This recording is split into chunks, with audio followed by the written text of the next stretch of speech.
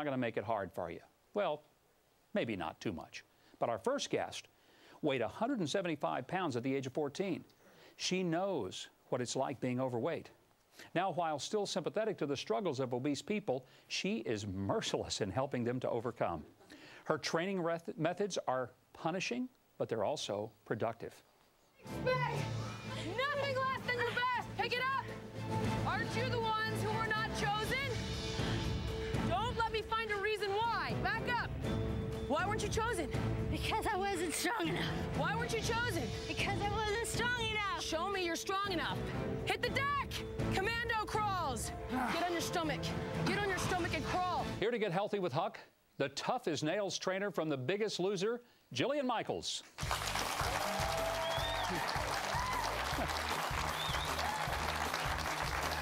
Hi, Jillian. Great to have you with me today. Thank you very much. Jillian, you are half my size. I'm scared to death of you. I would hope so. Well, I am. Scary. Everybody is afraid of you. What's the deal? Well, I am a little intimidating, I think, which is hilarious because you're right, I'm about 5 feet tall. But I'm very demanding in the gym, and I expect people to give 100%, and I won't accept anything less. I'm very confrontational, and I think that's scary for people. You weren't always like this. I mean, when I say confrontational, you may have been, but as far as the person who is the epitome of fitness and health. Sweet. Age 14 was a different story. Age 14 was a very different story, and age 1 through 14 was a very different story. I was a very dysfunctional kid, overweight, troubled, and my mom had the foresight to realize there was a problem and seek help for me.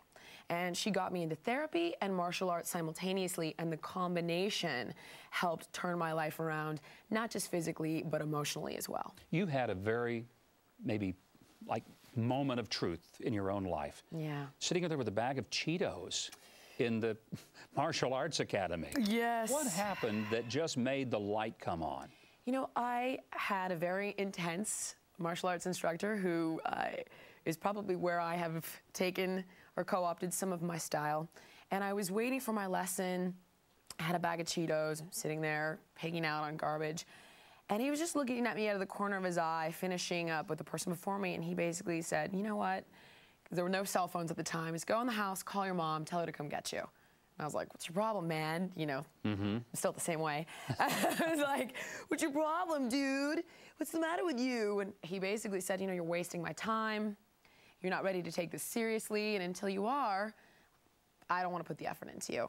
And I was furious and devastated, and I pouted for like a week, and then I realized that this was something I needed at that time, and he was a father figure to me, and the men in the studio were also like brothers to me. I wasn't willing to give that up, and that was sort of the rock bottom moment where I decided it was time to make a change. And you really made a change. I mean, from 175 pounds at 5 feet 1 inch. 5 feet, yeah, about 55 pounds heavier. So, but it's been a long process, and I will say that's where the journey begins, and I continue to grow and evolve in this field, in this line of work, as the science develops as well, of course, and emotionally. And I think that's what we want to get into. There's a lot of science behind this. Yes. I mean, some of it's good sense. You know, you got to burn more calories than you take in. I mean, it's pretty simple. I remember when my doctor told me, he said, look, calories in, calories out. If you consume more than you burn, you gain weight. If you burn more than you consume, you lose weight. It's not rocket science. Right. But there is some science to talk about, and I want to get to that and this phenomenal book, Master Your Metabolism, that you've done, because it is about the metabolism, and we want to talk about that when we come back. So do not go away. Now, if you don't have time to exercise the way you really should, we've got some very small but effective ways that you can get toned and healthy. That's coming up next. Stay with us. Many of us have busy lifestyles and not much time on our hands to work out. So, Jillian, we want to talk about some little changes that people can make in their lives that'll help keep people healthy. What are some fundamentals? Let's talk basics. Okay. Don't yell at me.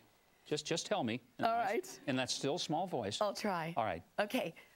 I have to bring it down. I was all set to start screaming. I primed the pipes and everything.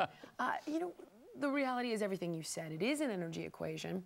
So incorporating more activity into your daily routine is a good start. It's not enough. You can't just take the stairs. But if you're standing instead of sitting while you're waiting, if you're doing your own chores around the house, making your bed, washing the dishes instead of using the dishwasher, raking the leaves, all of these things burn calories. It's called non-exercise activity thermogenesis. So be mindful. Walk to the store, ride your bike, don't drive, and also you're saving the environment simultaneously. Little things like that. But it doesn't have to be expensive. It doesn't have to be fancy. It doesn't have to be overwhelmingly time-consuming. You can use your own body weight and do things like lunges, push-ups, sit-ups, leg raises. There's a million things you can do, jogging, walking, jump roping, that require no equipment and no money to get fit. Not a gym membership. But I want to talk about something that really is the focus of your book, and I think it's something we don't hear enough about, and that is metabolism. The book is called Master Your Metabolism. There is a little furnace inside of every human being that burns the calories, but there are things that will help burn more efficiently and things that will cause us not to burn efficiently. Let's talk about some of the poisons and toxins that people don't even know that they're putting in their bodies. What's the worst thing? What's the worst? Oh my gosh. Well, you and I were having a little conversation about this backstage. I would say number one is trans fat. And we're in total agreement on this. Trans fat being an oil that is hydrogenated, partially or fully hydrogenated oil of any kind, is a preservative in our foods, and just a 2% increase in your daily calories of trans fats can up your chances of heart disease by 23%. You know, I've said for a long time that if you pick a product off the shelf and it says hydrogenated vegetable oil, put it back on the shelf, because it would be healthier for you to eat the box and throw the contents away, because the box would at least give you some fiber and the contents is going to be unhealthy. I'm going to steal that and pretend like it's mine. I'm going to be like this. Oh, Huckabee says that. He got that from me. Well, you know what the thing is, on The Biggest Loser, that incredible show that you do, you're only talking to about 50 million people a week, so go ahead and steal it. If it helps people to quit using that terrible poison. But you know, let's be fair. Hydrogenated vegetable oil was originally created because it was thought to be a good thing. To preserve food, to make food less expensive, to be able to transport food. But now we know the dangers. I mean, at the time it was thought, gosh, wouldn't it be great to have food that would have a longer shelf life? But now we have food that has a longer shelf life than us. Exactly. You know, the food will last longer than we will because of the stuff that's in it. So often we have preservatives and chemicals like that that were originally thought to be a good thing. Oh, well, artificial sweeteners will save us calories. But in essence, they damage your metabolism and they retrain it to not recognize that sweet food has calories, and they can create brain damage, cognitive dysfunction, Alzheimer's, ADHD in children. We're just now starting to understand the ramifications of these preservatives and chemicals that we once thought were a good thing. And it's quite scary. It doesn't mean that we can't manage it and eat healthy and make changes. We can, but the beginning part is to remove all of that bad stuff to make a real change in not only your metabolism, but your immunity and how the body ages. Okay, let's talk then about, we've said hydrogenated vegetable oil. What else is a no-no from the standpoint of metabolism? What hurts us? High fructose corn syrup. That was also economically driven because of all the corn farmers, but the problem is that it's related to fatty liver disease, diabetes, very bad. Then you've got artificial sweeteners, artificial coloring, MSG, nitrates, these preservatives, again, more preservatives that go in the food. So we want to avoid all of that. And then you also want to be aware of environmental toxins in your water, in your air, in your beauty products, in your cleaning supplies. Don't ever keep your food in plastic of any kind, especially when it's fatty. Use stainless steel, use glass. These are all things that are contributing to the damage of your biochemistry, and essentially your biochemistry is your metabolism. So you talk about those kind of tips in your book about how to adjust some lifestyle choices, whether it's the type of food you eat or the way you store it or the way you prepare it. Yes, everything to even the way you cook it. For example, broccoli.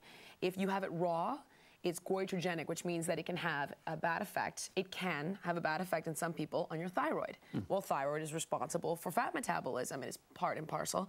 So if you cook it, then it has all the phytonutrients and none of the goitrogenic effects. However, if you steam it, it can lose most of its nutrients. So if you microwave it, it's the best way to have broccoli. Well, Jillian, I was scared to death when you came, but you've been a wonderful guest, and I want to say thank you. The book is called Master Your Metabolism. It is available in bookstores everywhere. Great health ideas of mastering your metabolism from Jillian Michaels. And by the way, let me just mention a health tip that I would perhaps share with you. One of them is don't drink calories. You know, sometimes people forget that the food you eat has calories in it, but if you get in the habit of drinking a lot of calories, whether it's a soda or whatever, just be careful because you don't even realize how many calories you're taking in because you're drinking them and you don't understand what it builds up.